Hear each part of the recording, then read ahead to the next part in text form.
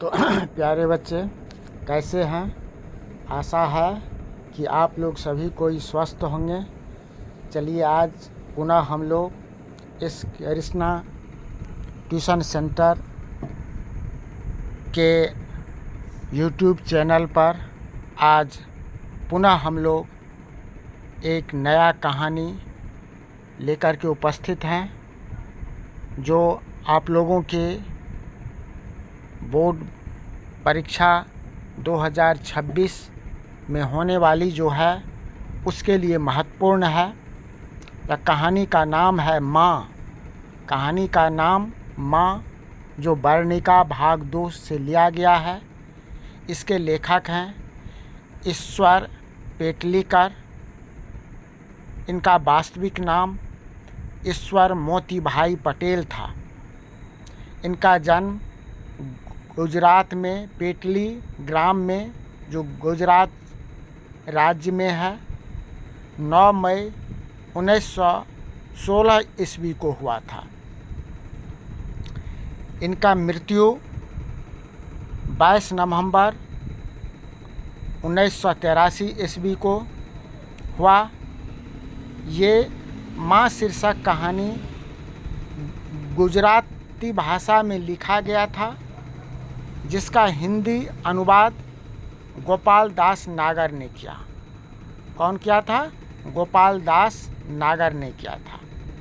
ये लेखक के बारे में इतना परिचय हम लोग पढ़ें समझें।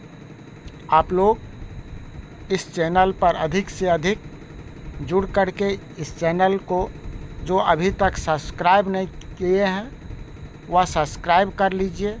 अधिक से अधिक लाइक कीजिए, शेयर कीजिए, ताकि जितना भी जो चीज़ हम आप लोगों के लिए लेकर के आएंगे वह आप लोगों के पास पहुँचे। और आपका ये फ़र्ज़ बनता है, जो आपके जो दोस्त हैं उनके पास में भी इसे शेयर कर दीजिए। उससे भी इस चैनल को सब्सक्राइब करा दीजिए, ताकि उनके पास भी यह महत्वपूर्ण चीज़ पहुँचे। आप तो फ़ायदा लेते ही हैं, आपके दोस्त भी इसका फ़ायदा ले सकें।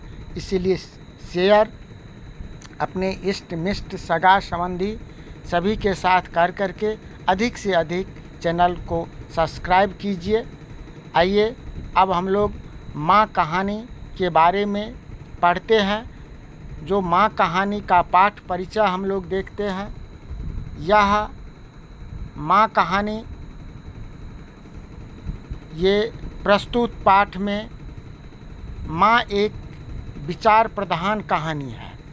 इसमें कहानीकार ने माँ की एक ममता का बड़ा ही मार्मिक चित्रण किया है। माँ के लिए हर बच्चा बहुत ही प्रिय होता है। सम्मान बच्चा के लिए माँ का सम्मान बहुत ही ज़्यादा होता है। माँ का हृदय ही ममता से भरा होता है, लेकिन माँ का प्रेम उस बच्चे के प्रति अधिक होता है जो सबसे छोटा होता है। माँ की जो यह शीर्षक है, इसमें माँ की 4 संतानें हैं, जिसमें 2 बड़े पुत्र शहर में नौकरी करते हैं, एक बेटी जिनका शादी हो चुकी है और वह अपने ससुराल में बसती है। छोटी बेटी जो मंगू थी वह पागल है। लोग उसे पागल की अस्पताल में भर्ती करने की सलाह देते हैं, लेकिन माँ कहती है जिस लाड़ प्यार से सेवा करती है वैसा लाड़ प्यार अस्पताल में कौन करेगा। इसीलिए अस्पताल में भर्ती माँ नहीं कराती है। उनकी सेवा देख लोग दंग रह जाते हैं। जितना ध्यान माँ मंगू को रखती है, उतना शायद ही अपने उस दोनों कमाऊ पुत्र या शादीशुदा बेटी पुत्री की रखती है। लेकिन गांव की ही एक लड़की कुसुम जब अस्पताल से ठीक होकर के वापस लौटती है तब माँ भी अपने पागल पुत्री को अस्पताल भर्ती कराने के लिए राजी हो जाती है, लेकिन पुत्री से अलग होते ही उनकी दशा वैसे हो जाती है जैसे पुत्री की थी। कहानीकार ये पेटलेकर साहब ने इस कहानी के माध्यम से यह सिद्ध करना चाहा कि सच्चा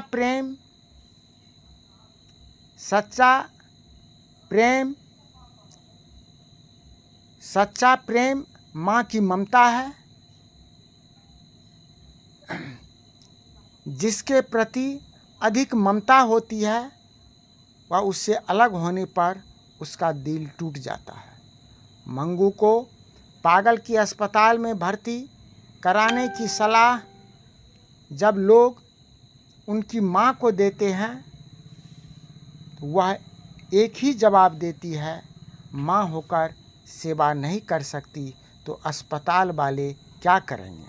कहने का मतलब ये हुआ कि माँ जब अपने उस मंगू का सेवा माँ होकर के नहीं पूरा कर पाती है तो अस्पताल में जाकर के जब अस्पताल में भर्ती कर देंगे मंगू को तो अस्पताल के लोग क्या माँ से ज़्यादा सेवा कर सकती है, क्योंकि मंगू तो जन्मजात पागल और गूंगी थी। जिस तरह उसे पालती पोसती सेवा करती माँ, उसे देख करके सभी माँ की प्रशंसा करते। मंगू के अलावा माँ की 3 संतानें थी, 2 पुत्र 1 पुत्री, जो इसकी पहले भी बता चुके हैं। बेटी ससुराल चले गई, पुत्र पढ़ लिख कर के शहर गए और उनके बाल बच्चे थे, सभी गांव में ही आते।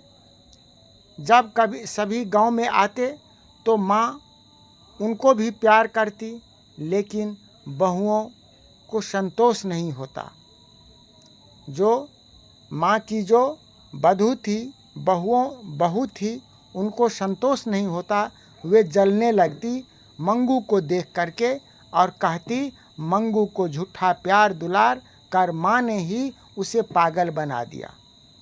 ये माँ की बहू का कहना है। किसके लिए? मंगू के लिए।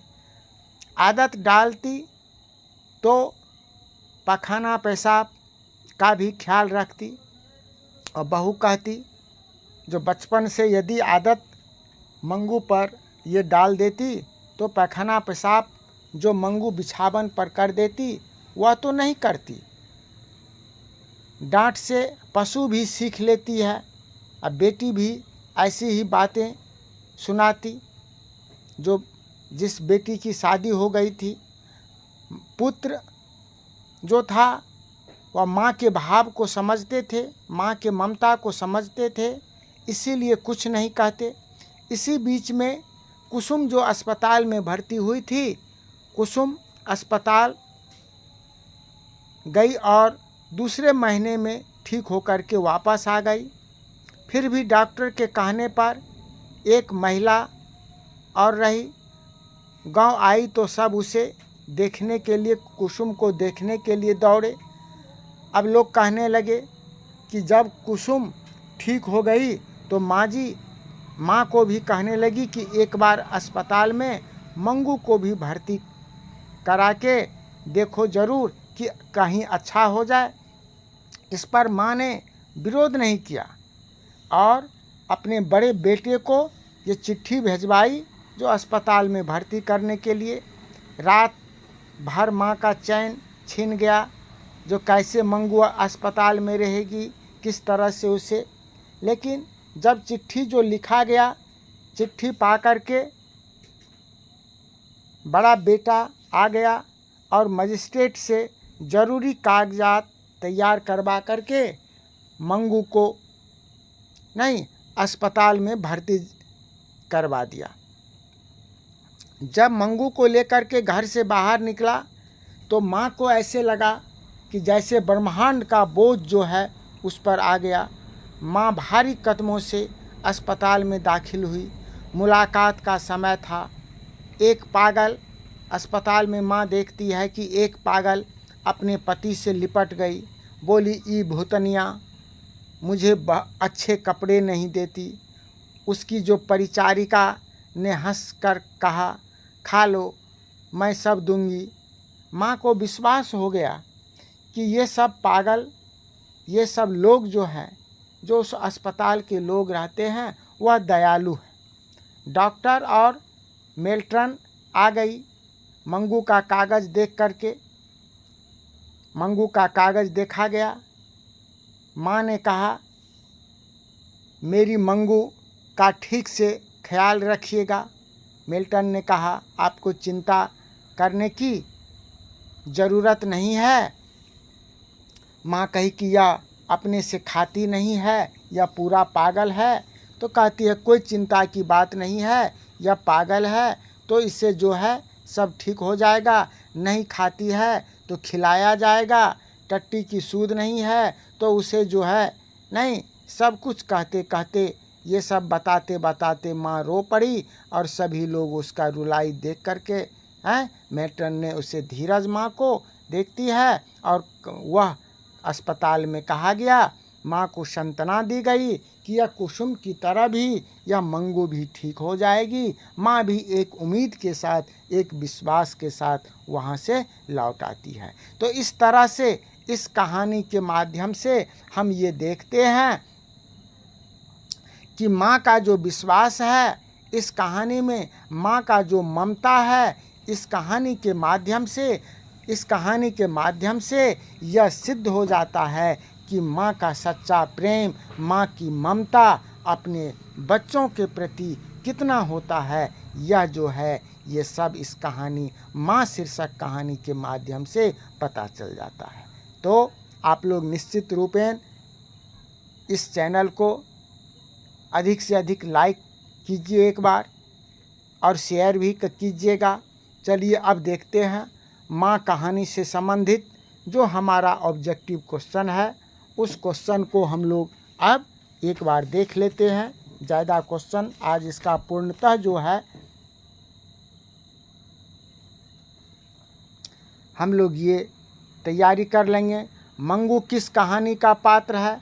तो डी नंबर हमारा सही आंसर होगा। माँ कहानी का कहानीकार कौन है? बी ईश्वर पेटलीकर, है ना। इसी तरह से अगला क्वेश्चन क्या है, आगे देखिए। माँ कहानी में कहानी में किसकी ममता का वर्णन किया गया है? पुत्री के ममता का। किसके ममता का? माँ कहानी में किसके ममता का वर्णन किया गया है? माँ के ममता का वर्णन किया गया है। माँ कहानी का प्रमुख पात्र कौन है? माँ कहानी का प्रमुख पात्र कौन है? तो पुत्री है, मंगू नहीं। मंगू कैसी लड़की है? पागल लड़की है। अगला क्या है, जो माँ किस भाषा की रचित कहानी है? तो गुजराती है, जिसका हिंदी में अनुवाद किया गया। ईश्वर पेटलीकर की रचना कौन है? खून की सगाई। अगला क्वेश्चन क्या है, माँ कहानी किनके द्वारा लिखा गया है? गोपाल दास नागर के द्वारा लिखा गया है। ठीक है, आगे देखते हैं। अगला क्वेश्चन क्या है, माँ कहानी में कौन पागल था? तो मंगू पागल था।